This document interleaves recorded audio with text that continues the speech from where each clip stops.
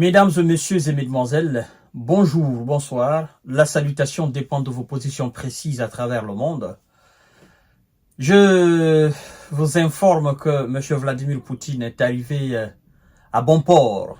Il est arrivé à Pyongyang, Corée du Nord. Et pendant ce temps, son armée sur le front avance sans pitié. C'est que son armée vient de faire à M. Zelensky et à ses supplétifs occidentaux sur le terrain, c'est tout simplement une défaite cuisante pour eux. Mesdames et messieurs, si ce n'est pas encore fait, tâchez de vous abonner sur ma page Facebook qui est J-Visionnaire, aussi Infomonde, et n'oubliez pas surtout de vous abonner sur ma chaîne YouTube qui est Kanté J-Visionnaire le vrai. Vous activerez la cloche de notification pour ne plus rater mes vidéos et naturellement vous partagez mes émissions dans tous les groupes possibles afin que nous puissions atteindre un maximum de personnes à travers le monde. Notre but n'est pas de se moquer de qui que ce soit. Notre but est de relayer les informations, les vraies qui viennent du terrain, mais aussi de contribuer largement à l'éveil de conscience par rapport à ce qui se passe en Ukraine. Parce que ce qui se passe en Ukraine, vous devez savoir tout simplement que c'est le nom de l'Ukraine qui est gâté. Le territoire est utilisé par les Occidentaux pour tenir tête à la Russie. C'est ça. Sinon, ce n'est pas l'Ukraine qui tient tête à la Russie. Si c'était l'Ukraine qui tenait, n'est-ce pas, tête à la Russie, sans être réellement approvisionné par les Occidentaux, sans être accompagné par les Occidentaux dans leur désir, n'est-ce pas, de démorceler la Russie ou de museler la Russie, laissez-moi vous dire, et c'est sans aucun doute, la Russie aurait fini la question ukrainienne depuis les premières semaines de cette opération spéciale militaire russe en Ukraine. Chères dames, chers messieurs, chères demoiselles, je me permets de vous relayer ces informations qui nous viennent tout droit du front pour que vous puissiez comprendre que les hommes de Zelensky et leurs supplétifs viennent de perdre. Mais c'est une perte colossale. Eux qui parlent qu'il y a manque d'hommes, qu'il y a manque de munitions, il y a manque de missiles, il y a manque de tout sur le terrain. Pendant ce temps, les Ouïsa et leurs alliés continuent en cachette à envoyer des armes en Ukraine. Ils continuent de stocker des armes en Ukraine.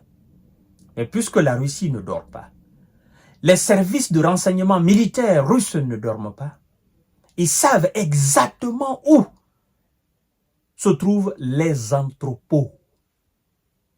Oui, les décharges d'armes occidentales. Et ce sont ces décharges d'armes occidentales que la Russie vient complètement de mettre en ruine. Et ça pleure. Parce que, mesdames et messieurs, c'est une perte énorme.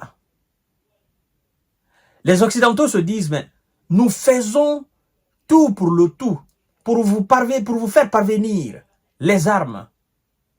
Et quand on apprend que ces armes, une fois arrivées sur le terrain en Ukraine, au niveau des différents entrepôts, ben, on nous apprend que ces armes sont rendues en cendres.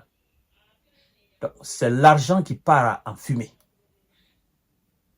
Et les Occidentaux, apprenant ces nouvelles pareilles, sont très furieux. Mais c'est la guerre. Ils doivent s'attendre à tout. C'est aussi ça le problème, mesdames et messieurs. Les forces russes ont mené une opération de grande envergure en touchant des entrepôts qui accumulaient des armements fournis par l'Occident. Ils ont anéanti. Ils les ont rendus en molécules, en cendres, en poussière. Et ça a été pour eux une opération militaire très réussie. Chères dames, chers messieurs, chères demoiselles. Et on nous apprend aussi que les forces russes ont détruit un point de déchargement matériel occidental et pris des meilleures positions en divers endroits du front, assure le bilan quotidien de la défense. Et pendant tout ce temps, Monsieur le président de la Fédération de Russie, Vladimir Poutine, est actuellement en train de s'entretenir et signer des documents très importants, des documents hautement stratégiques avec son puissant voisin qui est Kim Jong-un et sa Corée, n'est-ce pas, Pyongyang. Mesdames et messieurs, on ne s'arrête pas là. Quand on parle de prise de position meilleure, il faut dire que ce sont des hommes de Zelensky qui sont repoussés, qui sont anéantis et qui reculent face à la puissance de l'armada militaire russe. Et comme toujours, le groupement russe Nord a repoussé 2 contre-attaques des éléments de Zelensky et frappé 4 brigades. L'ennemi a perdu là 130 S. Un blindé Striker de facture américaine a notamment été détruit. De même qu'un canon automoteur M109 Paladin, lui aussi américain. Là, c'est 2 armes américaines. Ce sont eux qui fournissent et ce sont eux qui perdent énormément sur le terrain. Mesdames et messieurs, on nous apprend que les pertes des Alliés dans la zone de responsabilité du groupement Ouest s'élèvent à 455 S. 455 S hommes. Et dans cette zone, les hommes de Vladimir Poutine avancent d'une façon spectaculaire. Parce qu'en réalité, en face d'eux, il n'y a personne.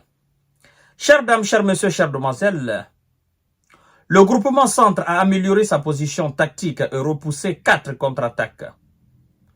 Les hommes de Zelensky ont perdu là 355 S.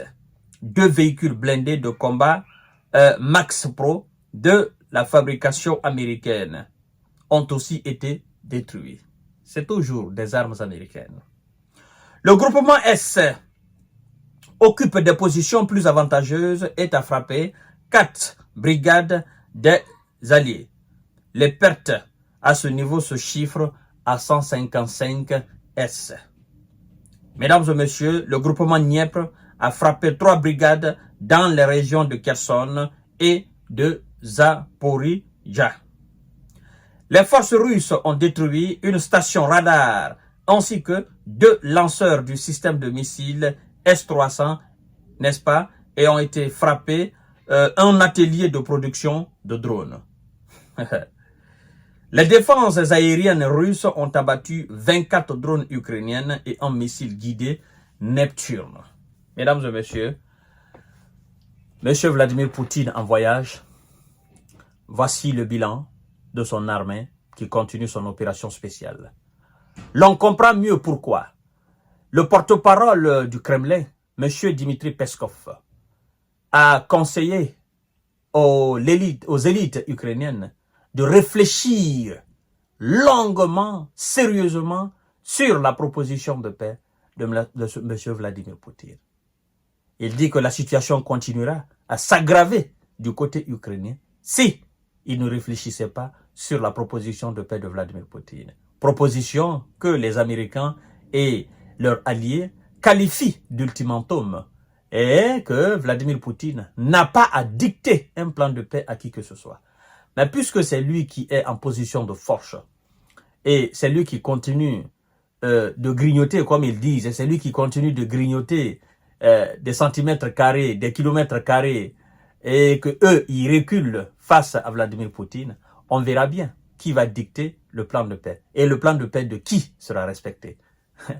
En tout cas, l'armée russe continue son avancée.